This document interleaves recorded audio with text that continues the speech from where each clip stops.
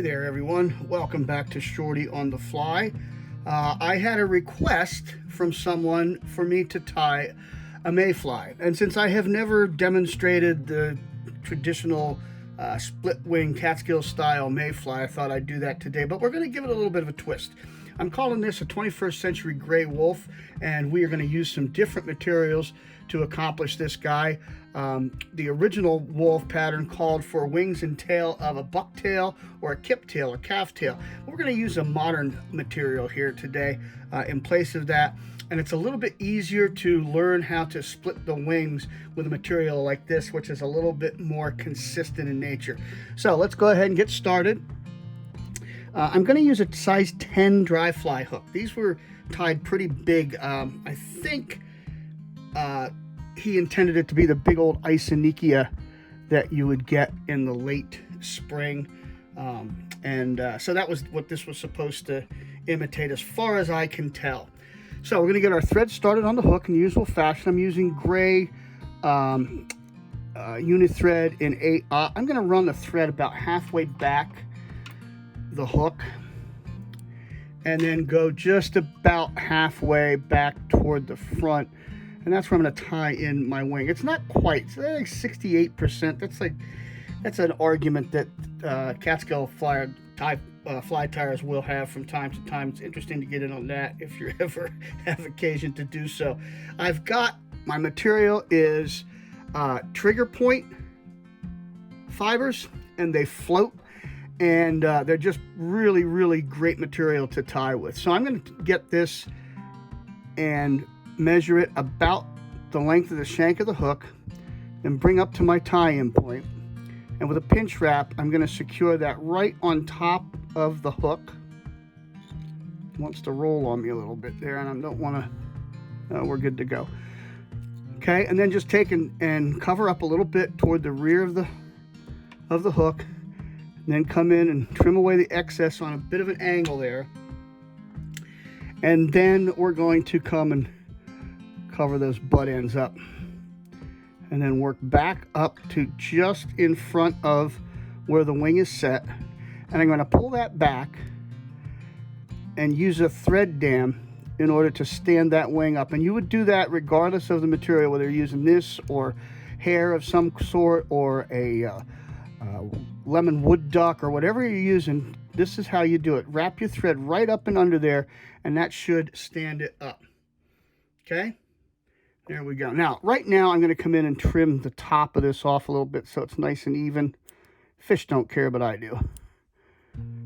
Okay, one there.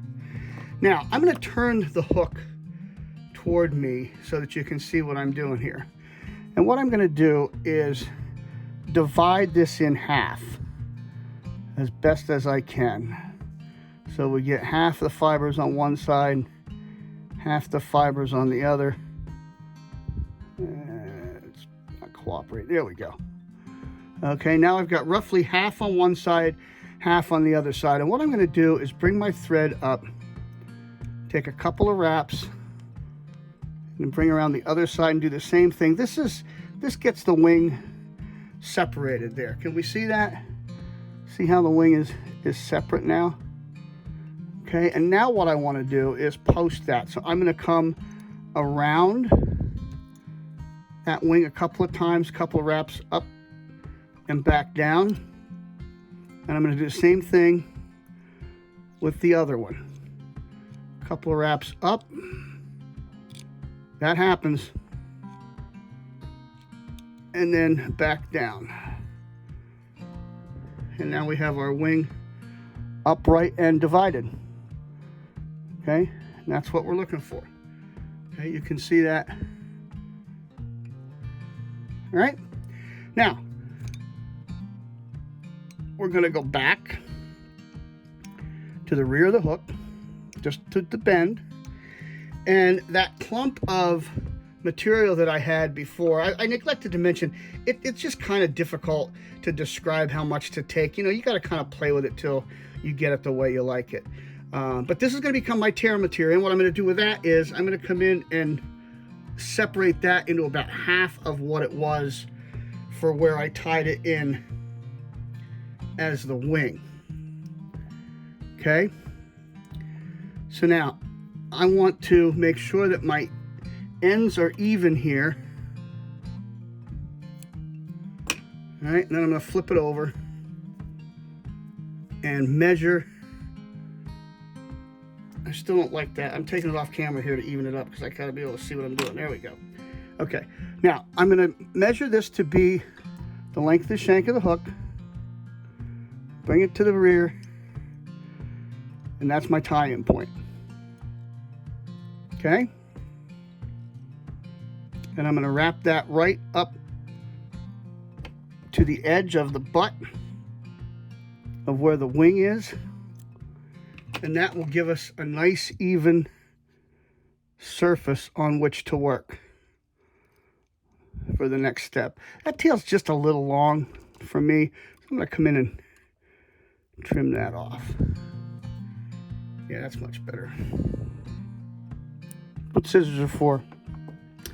Now for the body, I'm using something that's a little bit hard to find sometimes, and this is Angora Rabbit Yarn in gray, and this is what Lee actually used, from what I understand. He tied his flies in his hand, so he didn't have a vise. So I would imagine, I can see where dubbing would be kind of problematic unless you prepared the dubbing noodle, you know, before you ever tied it in, or, you know, what have you. But he used this gray yarn, and it gives a real buggy looking appearance. So I'm tying it in up at the front so that I have a nice smooth surface on which to work. And then I'm gonna wrap up almost to the wing, but not quite. And you can see that's that rough, buggy looking situation there. I can't find it. There it is. Okay, so I'm not quite to the wing because that's where I want to put my hackle in. I'm going to come in and trim that out of there. All right, and now I'm using a Smoky Dun hackle. This is a Collins medium Smoky Dun. Any kind of grayish hackle that you have, dun color will work. You don't always have to use exact things. So I'm preparing. I pulled off the lower webby part and pulled off some of the fibers to leave a bare stem to tie in at my tie-in point here, just behind the wing. I don't want all of that on there. Okay, and then we're gonna go ahead and tie that and come almost to the front, not quite up to the front. And come in with my hackle pliers, and we're gonna go ahead and start to wrap around. We get 2-3 wraps behind, 2-3 wraps in front.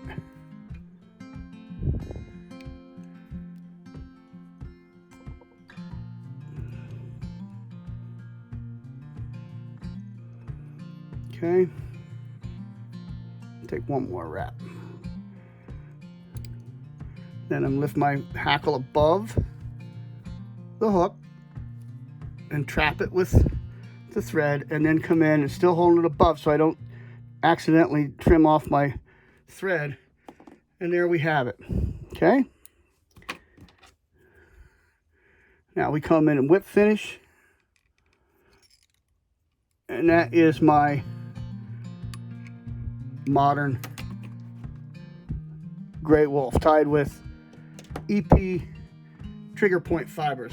Okay, so once again, you know, the traditional one is we would have used bucktail or kiptail. That was one of Lee's innovations, a really popular one, actually back in the 1920s. But we have this other material which floats really, really well. This is going to sit right up on the water surface, and that's your first introduction to a Catskill style dry fly with the split wings. Okay, so there you go. Once again, very versatile. You can tie it in smaller patterns if you want. You can certainly, if you don't have that yarn, certainly think about dubbing the body instead. You know, that's just fine. So there you have it. One regulation 21st century Lee Wulff. I bid you peace.